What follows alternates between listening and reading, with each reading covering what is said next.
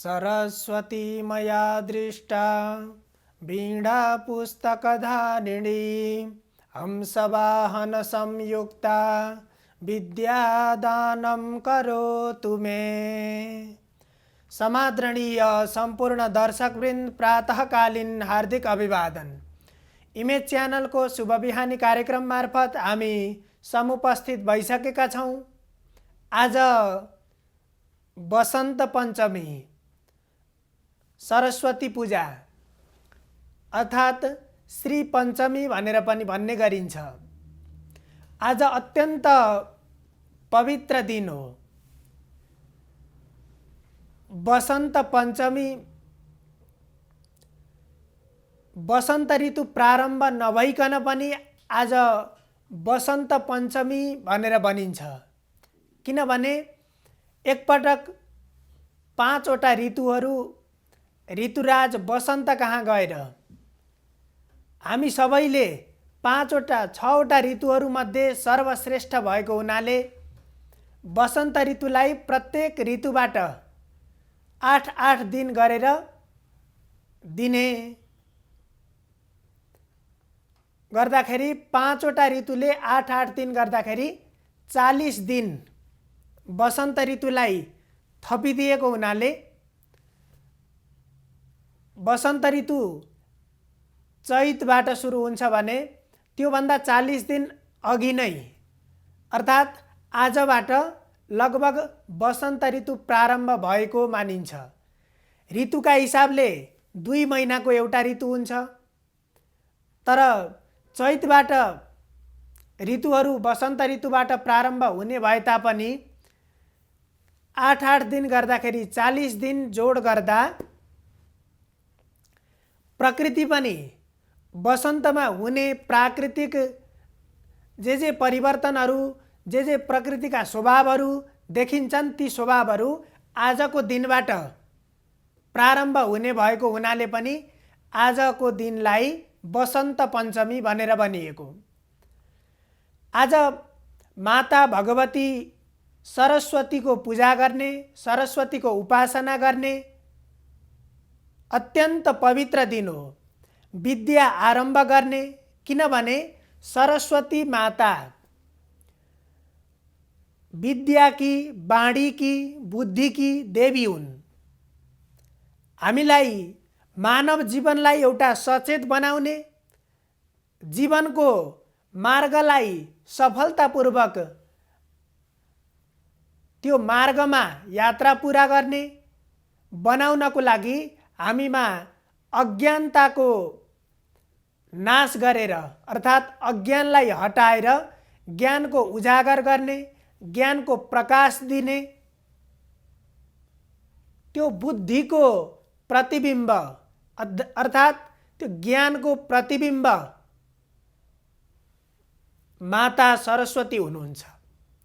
त्यसैले हामीले आफूभित्र भएको अज्ञानलाई परास्त गरेर ज्ञानको उजागर गर्नको निम्ति सरस्वतीको उपासना गर्नुपर्छ। सर्वप्रथम हामीले मात्रै होइन, मानवले मात्र होइन, देवताहरूले पनि ज्ञान प्राप्तिको लागि, बुद्धिको विकासको लागि सरस्वतीको उपासना गरेका थिए। सर्वप्रथम भगवान श्री कृष्णले सरस्वतीको उपासना गर्नुभयो र प्रत्येक वर्ष जसले ज्ञानको भोका हुन्छन्, आफ्नो बुद्धिको मस्तिष्कको विकास गराउन चाहन्छन्, त्यस्ता व्यक्तिहरूले सदा सर्वदा सरस्वतीको उपासना गर्नेछन् र त्यसमा पनि प्रत्येक वर्षको माघ शुक्ल पञ्चमीको दिन सबैले सरस्वतीको उपासना गर्नेछन् भनेर भगवान श्रीकृष्णले सरस्वतीको पूजा गर्नुभएको थियो। त्यसपछि ब्रह्मा, विष्णु, महेश्वर लगायतका विभिन्न देवगणहरूले सरस्वतीको उपासना गरेका छन्।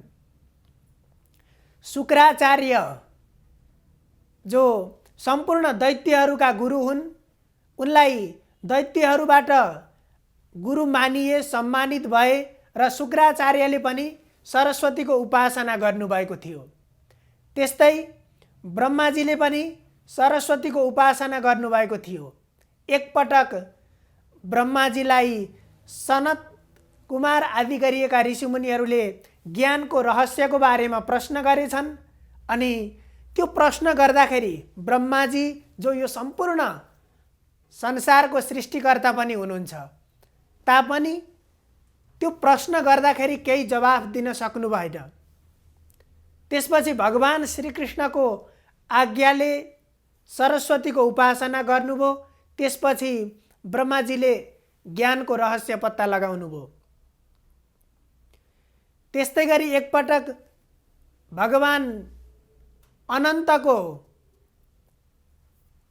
उपासना गर्दाखेरि पृथ्वीले अनन्तसँग ज्ञानको रहस्यको बारेमा प्रश्न गर्दाखेरि पनि भगवान विष्णुले पनि सरस्वतीको उपासना गर्नुभयो। त्यस्तै वाल्मीकिले पनि सरस्वतीको उपासना गर्नुभयो। भगवान वेदव्यासले सरस्वतीकै उपासनाद्वारा वेदलाई 4 भागमा विभक्त गर्नुभयो, विभाजन गर्नुभयो। सम्पूर्ण 18 पुराणहरूको रचना गर्नुभयो। यसरी सम्पूर्ण मानवले मात्रै नभएर देवगणहरूले पनि सरस्वतीको उपासना गरेर अनि बल्ल त्यो ज्ञानको, बुद्धिको विकास गर्नुभएको कुरा हामीले देख्न सक्छौँ। हामीले अध्ययन गरेर शास्त्रहरूमा प्राप्त गर्न सक्छौँ। कुनै पनि व्यक्तिले आफूभित्र अन्तर्निहित क्षमतालाई उजागर गर्नको लागि, त्यसलाई प्रस्फुटन गर्नको लागि एउटा विधि र पद्धति अनुसार सरस्वती माताको उपासना गर्नुपर्दछ। हामीले आफूभित्र भएको ज्ञान सम्पूर्ण मानिसहरूमा ज्ञान समान छ, तर अभ्यास र साधनाबाट कसले कति ज्ञानलाई उजागर गर्छ, कसले कति बाहिर व्यवहारमा देखाउँछ, त्यो व्यक्तिमा निर्भर हुने कुरा हो। त्यसो भएर हामीले त्यो आफूभित्र भएको ज्ञानलाई, बुद्धिलाई विकास गर्नको लागि सरस्वतीको उपासना गर्नुपर्छ।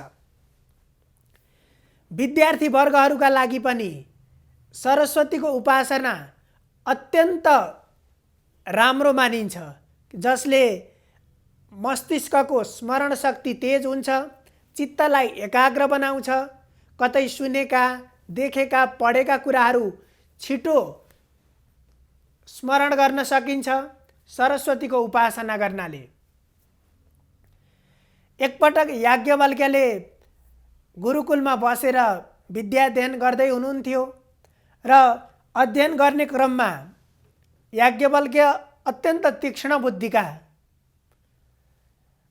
र गुरुबाट सम्पूर्ण ज्ञानहरू प्राप्त गरिसकेपछि याज्ञवल्क्यको मनमा एक किसिमको घमण्ड उत्पन्न भएछ र साथीहरूका बीचमा उनले त्यो विद्या मैले जानेको छु भन्ने भावले त्यो घमण्ड प्रस्तुत गरेको देखेर गुरु रिसाउनु भयो। ज्ञान त्यस्तो हुनुपर्छ, अहङ्कार रहित ज्ञान हुनुपर्छ। विद्या त्यस्तो हुनुपर्छ जो यथार्थ जानकारी, वास्तविक हुनुपर्छ। यदि अवास्तविक कुरालाई हामीले सूचनाको रूपमा, जानकारीको रूपमा हामीले कतै पढेर भेट्यौँ भने यो नै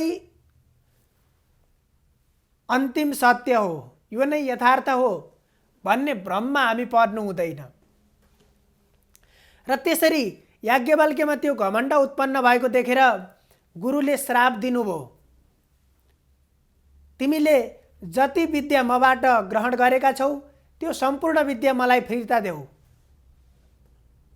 अब गुरुले त्यति भनिसकेपछि याज्ञवल्क्यलाई अत्यन्त दुःख लाग्यो र जति गुरुसँग पढेका थिए त्यो सबै विद्या जति उनले वमन गरिदिए, गुरुलाई फिर्ता गरिदिए।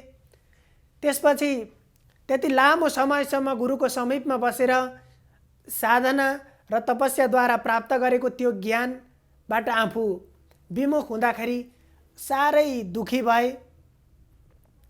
र त्यसरी अत्यन्त दुखी भइसकेपछि उनले भगवान सूर्यको स्तुति गर्न लागे, सूर्यको प्रार्थना गरे र सूर्यलाई प्रसन्न बनाएर सूर्यबाट फेरि षडङ्गसहित वेदको अध्ययन गरे। त्यसरी अध्ययन गरिसकेपछि सूर्यको आज्ञा अनुसार याज्ञवल्क्यले पनि सरस्वती माताको स्तुति गरे, उपासना गरे र त्यसरी सरस्वतीको उपासना गरिसकेपछि माता सरस्वतीले वरदान दिनुभयो, तिमी पछि गएर कवि भए, सम्पूर्ण सकल शास्त्रहरूको सम्पूर्ण वेदाङ्गहरूको ज्ञान तिमीलाई होस् भनेर माता सरस्वतीले वरदान दिनुभयो। तदनुरूप याज्ञवल्क्य पछि अत्यन्त ठुलो कवि विद्वान बन्नुभयो, सकल शास्त्रहरूको ज्ञान आफूमा समाहित गर्न सफल हुनुभयो र जति पनि बृहस्पतिले, हामीले देवताहरूका गुरु भनेर बृहस्पतिलाई भन्छौँ, हामीले आफूमा विद्याको बुद्धिको विकास गर्नको लागि बृहस्पतिको उपासना गर्छौँ र त्यस्ता देवगुरु बृहस्पतिले पनि सरस्वतीको उपासना गरेर आफ्नो बुद्धिको विकास गरेका थिए। त्यसैले आज हामीले माता सरस्वतीको उपासना गरेर हामीमा अन्तर्निहित बुद्धिको विकास गर्नुपर्दछ। त्यसको लागि नै हामीले सरस्वतीको उपासना आराधना गर्ने हो।